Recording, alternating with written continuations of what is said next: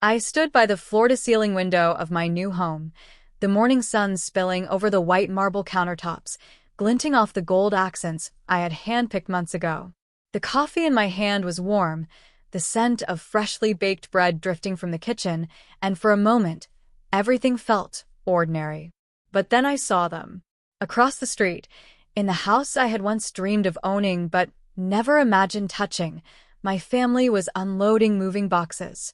My old room, the one they had forced me to sleep on the floor, still lingered in my memory, cold, unforgiving, humiliating. My phone buzzed on the counter. A text from my cousin. "Mom said you'll want to see this." I didn't need to read it. I already knew. They expected me to still be struggling, renting a cramped apartment, scraping by.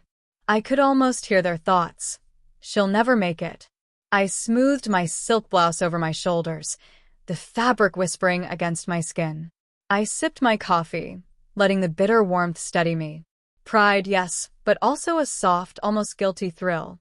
They had written my story for me once, told me where I belonged. And now, here I was, standing tall, looking at the very people who had tried to keep me small, as if the world had finally given me my stage. I leaned against the window, heart steady, palms resting on the cool glass. Every detail, the manicured lawn, the morning breeze carrying the scent of roses, the soft echo of my heels on marble, was mine now. And soon, they would see just how far floor could take someone determined to rise. I remember the night like it was yesterday, though it had been years. I was 22, barely out of college, and full of hope that life would bend in my favor. Instead, I found myself in my aunt's cramped apartment, the one I had been forced to move into after Mom decided I wasn't ready to live on my own.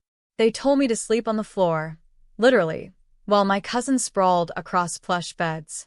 The mattress was thin, the pillow lumpy, and the chill of the tile seeped into my bones.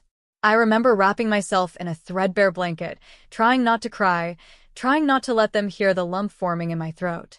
"You'll never make it alone," my uncle had sneered earlier that evening. "Better you learn your place now."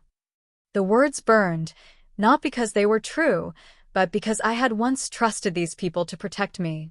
I felt small, almost invisible. My hands shook as I reached for the single lamp in the corner, its light barely illuminating the room. And then there was Nana's letter, folded carefully in my backpack, tucked between textbooks. "Rise quietly. They'll hear you when you walk on marble," it said in her familiar looping handwriting. I had read it a dozen times, tracing each word, letting it seep into my stubborn heart. It wasn't just advice, it was a promise, a lifeline.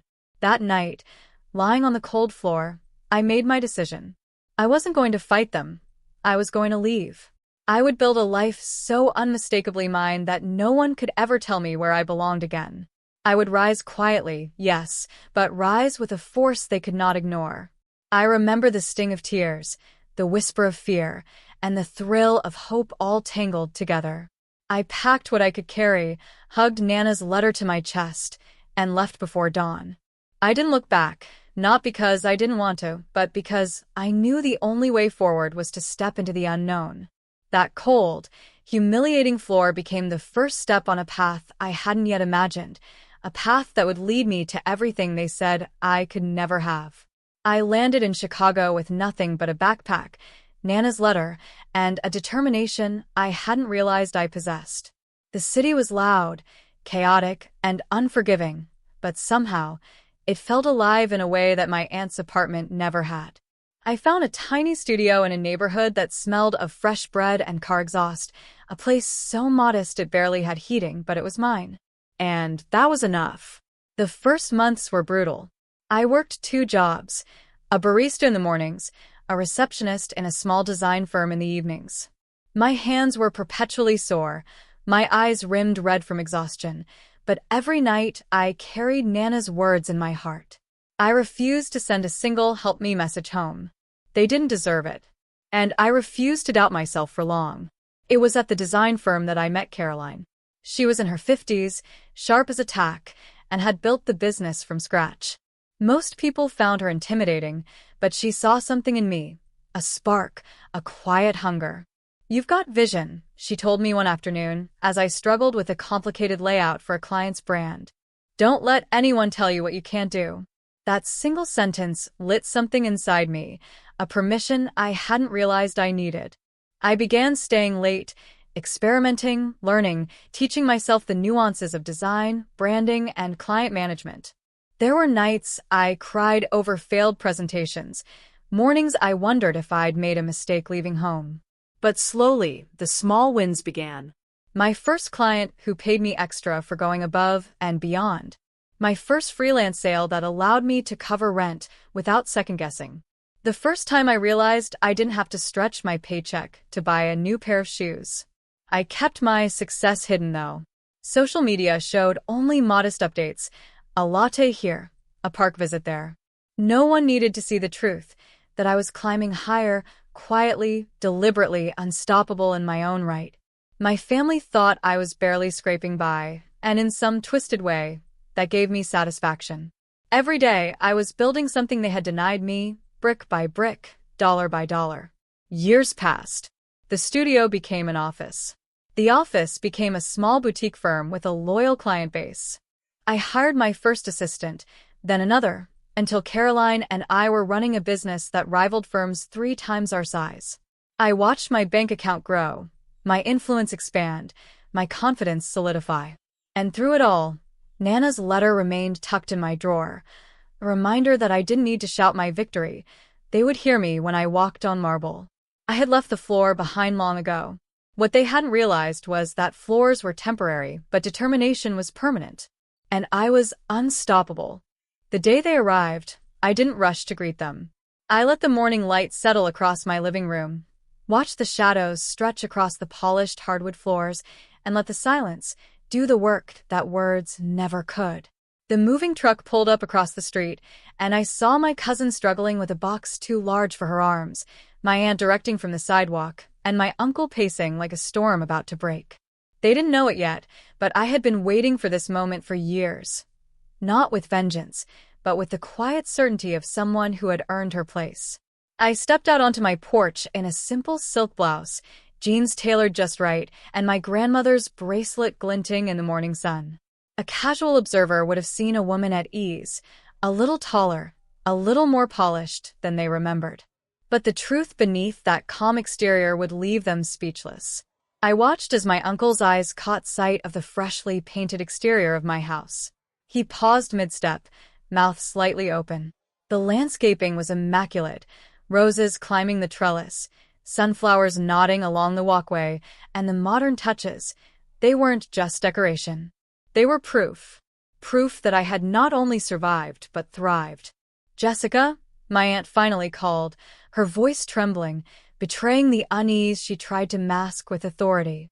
I smiled, stepping onto the driveway, my heels clicking softly against the stone. "Yes, hi," I said. My voice was calm, melodic, and controlled. "I thought I'd welcome you to the neighborhood." They glanced around, taking in the expensive art lining the walls visible through the windows, the gleam of the furniture, the subtle elegance of the space. The kind of elegance money alone can't buy. Only determination, talent, and patience can. I let them soak it in, savoring the shift in their expressions. Shock, disbelief, a trace of guilt. Their minds were racing, trying to reconcile the girl they had dismissed with the woman standing before them. "And this is all yours?" my uncle finally asked, voice barely above a whisper. I smiled faintly, letting a pause stretch long enough to remind them of every year I had been invisible to them. "Yes," I said, voice steady. "I bought this house last year. And the one you're moving into? Right next door. You'll be living in the shadow of something you doubted I could ever achieve." My aunt's hand flew to her mouth, eyes wide. My cousin's jaw dropped. And my uncle? He didn't know whether to look at me or at the gleaming structure that now represented every ounce of my hidden work, every sleepless night, every sacrifice. The air was thick with unspoken apologies, the weight of every word they had ever said that tried to shrink me. And I let them feel it, not cruelly but fully. This was my moment, my rise. And they were witnessing it firsthand. I walked past them toward my door, letting the click of my heels echo. Every step was deliberate, every movement a reminder that the floor they had once demanded I sleep on had led me straight to this victory. I turned to face them in my living room, letting the sunlight spill across the polished floors, highlighting the small, deliberate touches I had added over the years. My grandmother's framed letter on the mantel, the hand-picked flowers on the coffee table, the gallery of projects that had brought me here. I wasn't angry. I was calm, steady, untouchable. And now, finally, I had the power to decide what happened next. You'll want to know why I did this. I began, letting my gaze linger on each of them. I didn't do it to embarrass you. I did it to remind you, me first, myself first. And because some lessons need to be seen, not just heard. My uncle shuffled, trying to find words, but I held up a hand. No excuses. No apologies that don't come with change. If you want help, if you want guidance, there are conditions. Simple ones. I walked over to the window, looking at the house next door, and then back at them. Number 1, you stop belittling anyone for where they start in life. Words can break someone, and you've broken enough people, including me. My aunt's lips quivered. I didn't realize. Excuses don't matter. I interrupted gently, yet firmly. Number 2, you pursue something meaningful. Stop leaning on others to carry you. Learn a skill, a trade, anything that makes you self-sufficient. I paused, letting them digest the weight of my voice, the certainty behind every syllable. Number 3, toxic habits, you know what I mean. Gossip, judgment, fear of ambition, leave them behind. They have no place in my world, and if you want to be part of it, they can't stay in yours either. I took a breath, my eyes softening just enough to let them know I wasn't cruel. Compassion was a part of my victory.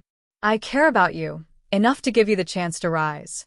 But I will not bend for old patterns, and I will not shrink for anyone. You have a choice. Follow these rules, and maybe we can rebuild something genuine. Ignore them, and I'll continue my life without dragging anyone into old shadows. They sat there, stunned. No one had ever spoken to them like this. Never a voice with authority balanced by understanding, never someone who combined empathy and power so effortlessly. They were witnessing a shift, not just in property, not just in money, but in the energy between us. I was no longer the girl they controlled. I was a woman they had to respect. And as I watched them absorb it all, a quiet thrill rose inside me. This wasn't revenge. This was reclamation.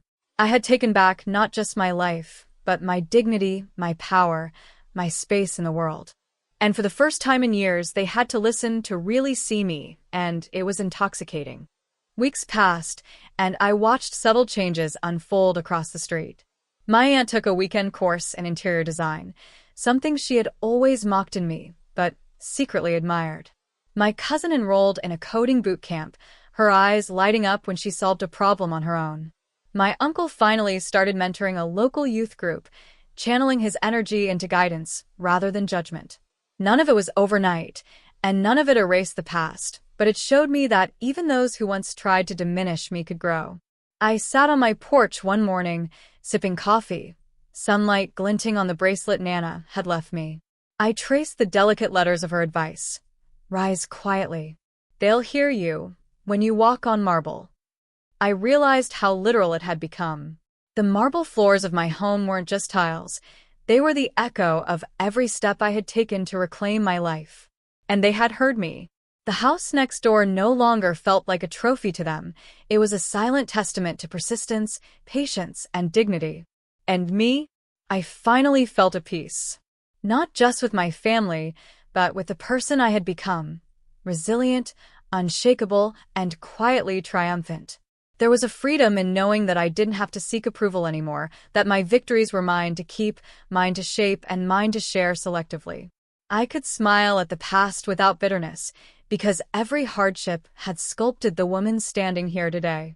As I leaned back, the morning breeze ruffling my hair, I whispered to myself, a final nod to Nana, to the journey, to everything I had endured. They told me to sleep on the floor. So, I built a life they have to look up to. And for the first time in years, I felt completely, gloriously free.